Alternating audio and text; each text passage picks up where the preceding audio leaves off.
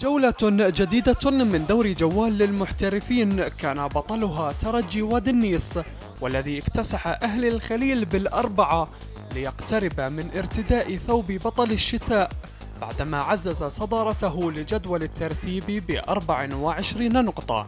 وفي مباراة ثانية جرت أحداثها على ملعب الشهيد جمال غانم بمدينة طول كرم، واصل مركز الأمعري صحوته وتغلب على مستضيفه ثقافة طول كرم بهدف نظيف سجله محمود الكوري عند الدقيقة 53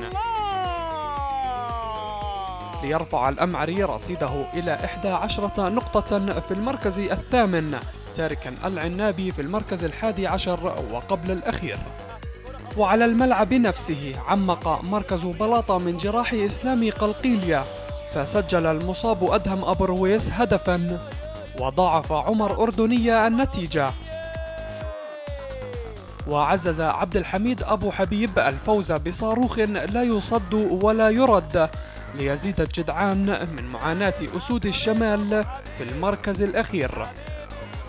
وفي ختام منافسات الجولة العاشرة تمكن فريق مؤسسة البيرة من إلحاق الهزيمة بضيفه شباب الظاهرية حامل اللقب، والفضل يعود لهداف الفريق ليث خروب والذي أحرز هدفين، أولهما من علامة الجزاء في الدقيقة 9، أما الهدف الثاني فجاء في وقت حساس عند الدقيقة 71 قبل أن يقلص إسماعيل قاسم النتيجة للغزلان.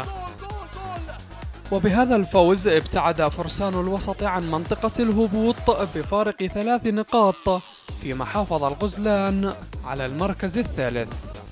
وواصل شباب الخليل سلسلة نتائجه المخيبة للآمال، وهذه المرة على أرضه وبين جماهيره المتعطشة للقب الدوري، وتعادل بهدف لمثله أمام جبل المكبر والذي يغيب عنه 4 من أبرز لاعبيه بسبب الإيقاف.